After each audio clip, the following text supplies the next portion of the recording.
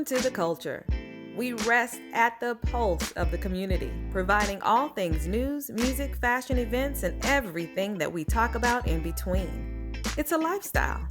We are The Culture.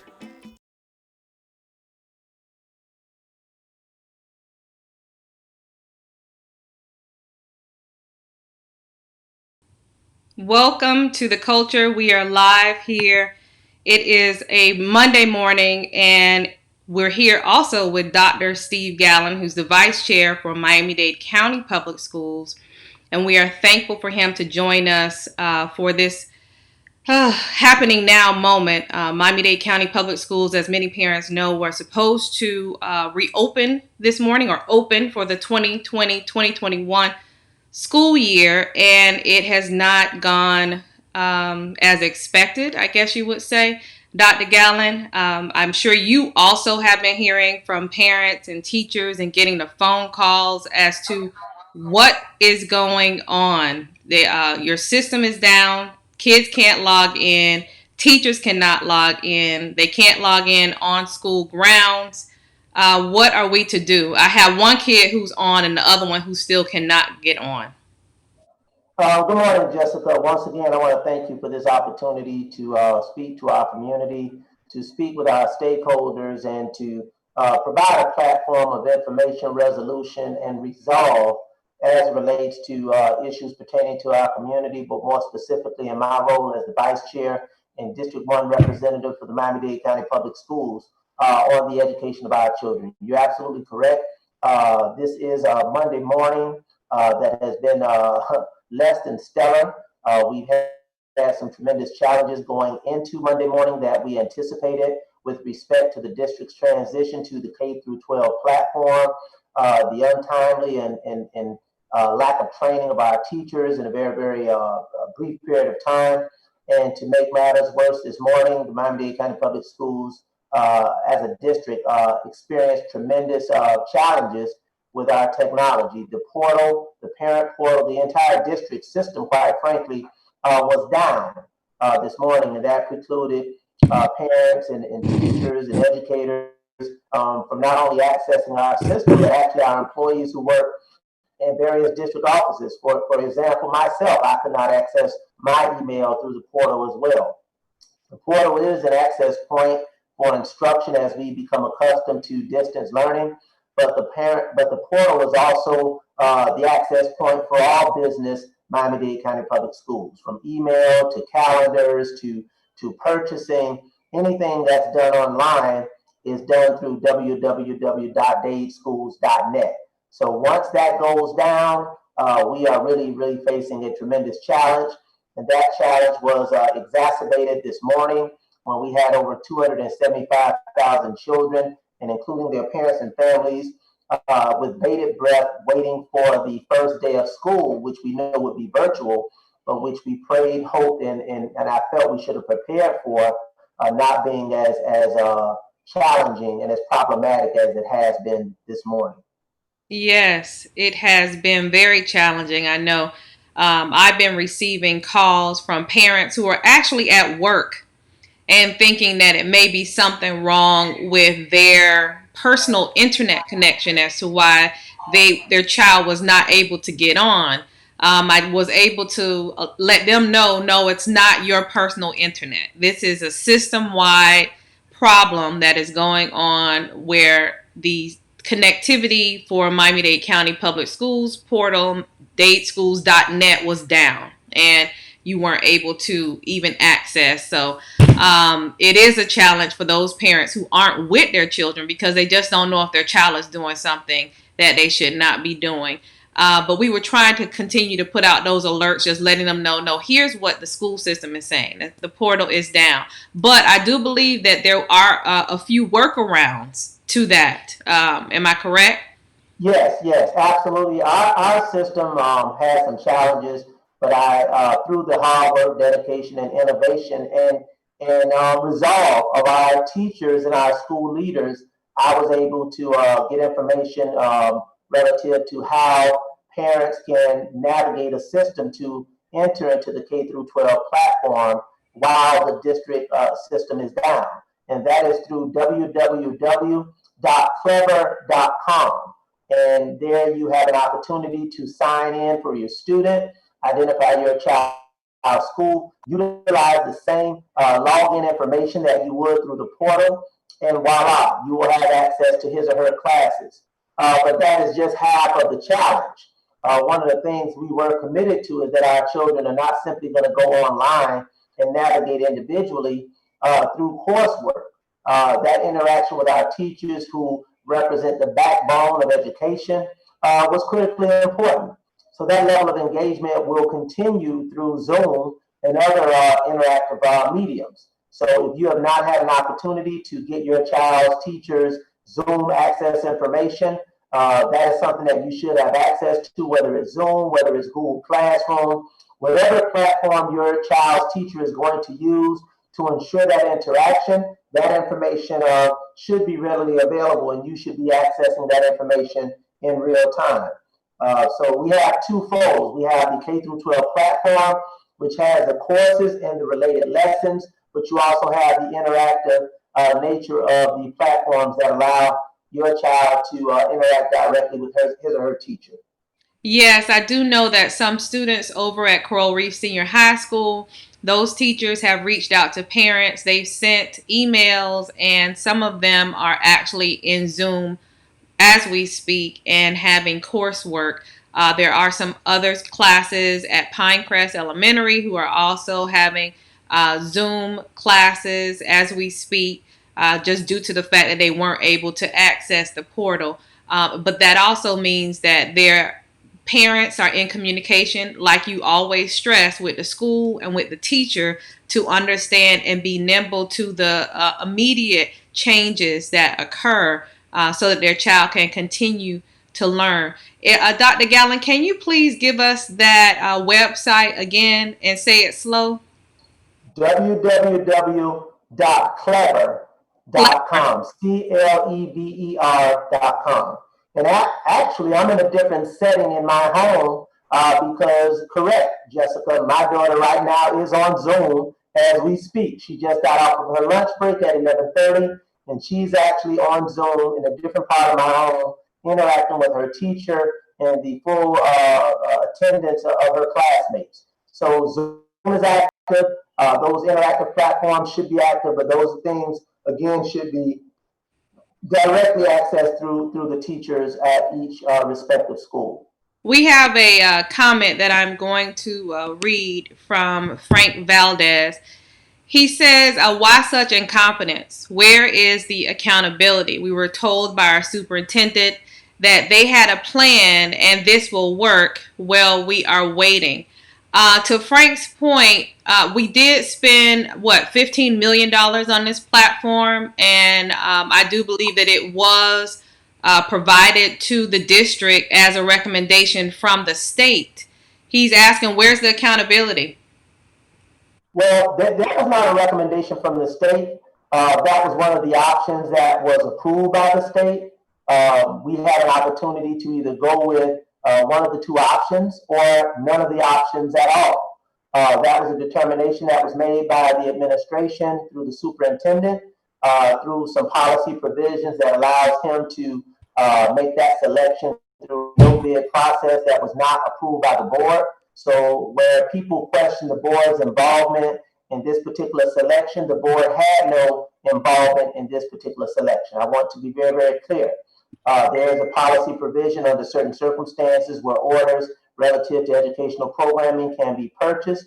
Obviously, there are questions relative to the due diligence, relative to the provisions of this particular component, and those questions will still be asked.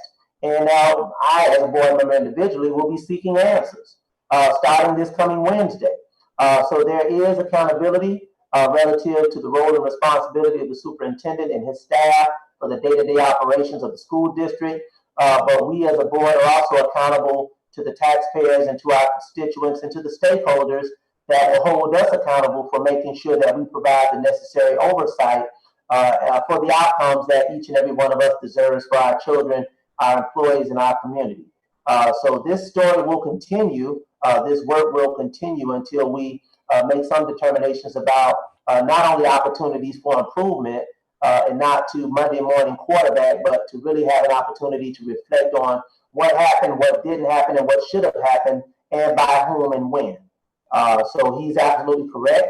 There needs to be accountability across the board. We hold our custodians accountable, our teachers accountable, our principals accountable.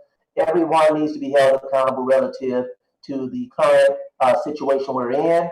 Mind you, I do understand that there are technology issues that do occur, but there are some things that could be anticipated as we prepare to transition into this very, very critical phase of our students' learning. So where we have done a very good job of response and correction, I would have liked to see a better job in anticipation and preparation. Yes, yes.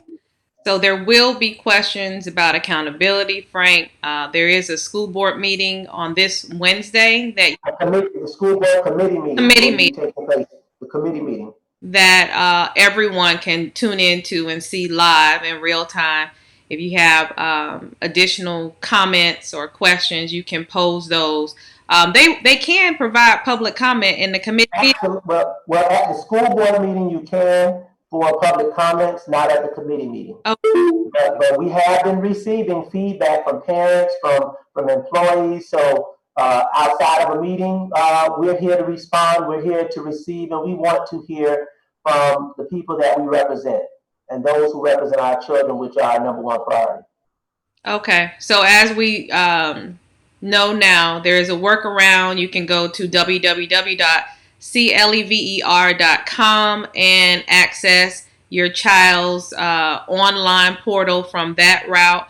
Tomorrow, I believe it's on Tuesday and Thursday at the physical brick and mortar school, they will be distributing breakfast and lunch for those parents who would like to receive that. And they're doing it with a number of days.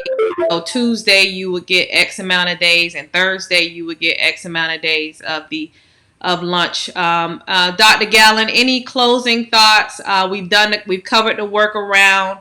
We have discussed the fact that this will be a topic for discussion on Wednesday at your committee meeting. Any other closing thoughts that you have for our viewers here? Start again, as I said, start with the communication at the school site level. But in this particular case, there is nothing that the school site could have done when you have a major challenge with district-wide technology issues. Although this is not unique to Miami-Dade County Public Schools, this has happened in districts throughout the state. But my question would have been relative to what initial preparation did we undertake to anticipate this particular issue. When we look at the volume that was going to be on our system this coming Monday, one would probably ask the question, did we test it? I understood that we have tested it, but I don't know to the extent that we tested it with the full capacity of employees, teachers, parents, staff, students, all at one time. So perhaps that could have been a dry run at maybe 50% on Thursday, 75% on Friday, and to the better extent, 100% on Saturday, Sunday. Nothing beats a fail but a try. But to the extent that we did not either anticipate or prepare for the likelihood of our system being overwhelmed as we enter into uncharted waters, I think that has been potentially a missed opportunity. But again, I'll be hard, but I'll be fair, and I'll give the benefit of the doubt until those questions are asked and those answers are provided. But I can assure you that those questions will be asked, at least by me. And I trust that my colleagues who have similar concerns, I can't speak for them, but they do represent various segments of this community, and they're equally concerned and equally committed to the education of our children, to the engagement of our parents, and to the fair and equitable treatment and support of our employees. We share that same ethos as the officials of the Miami-Dade County Public Schools. So again, hats off to our staff. They've been, great about response and correction. But there are some things that we do have to reflect upon, some decisions that have been made and were not made. And as the person indicated, we have to hold ourselves accountable at every level of this organization, and trust you, we will. Thank you, Dr. Gallen. And parents, please be reminded that the system still is not up and running full. The workaround is to go to www.clever.com to log in from there to access your child's portal. And Zoom. Make sure you have a means by which your child is able to access direct interaction with his or her teacher. We have one more comment I want to read before we leave. Educators from Bonita Gordon. Educators are working hard to communicate with their students. We are using plan A, B, V, etc. Yes, Bonita, we know that you all are using every opportunity and every way to try to communicate with the children, and we appreciate you and all of the things that our educators are doing to try to get this going. We have another comment from LaWanda Davis Sim. She says, my daughter is a Mdcps student. System didn't work, but her had a second Zoom. Information was provided, and she's been in class since 9 a.m. this morning. Oh, wow. That's awesome. Yes, there are some children that are actually in the process of getting that one-on-one learning experience with their teacher. And that is great. That's great to hear. Thank you for sharing. And that's great news. And that's what we're talking about relative to the platform being down, but the child has been in class since this morning. And that's tremendously positive. That's tremendously positive. Yes, yes, it is. So I'm still addressing. I'm getting a couple of questions myself. Oh, okay. Well, please address them live. No, I'm okay. I'm back. I just wanted to make sure.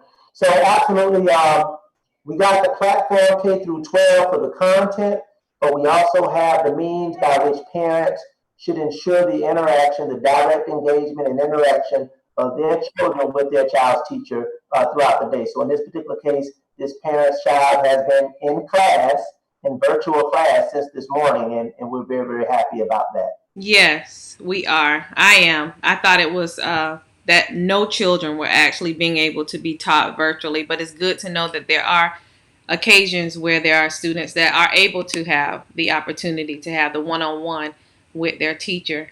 This is ongoing. In the interaction with their classmates, we anticipated utilizing this time to not simply focus on the 3 hours of reading, writing, and arithmetic, but to provide an opportunity for our teachers to get to know students. And that's not atypical from an initial classroom experience. What did you do during the summer? How do you feel about the pandemic? How's your family? Who are you? What are your goals, dreams, and aspirations for this school year and beyond?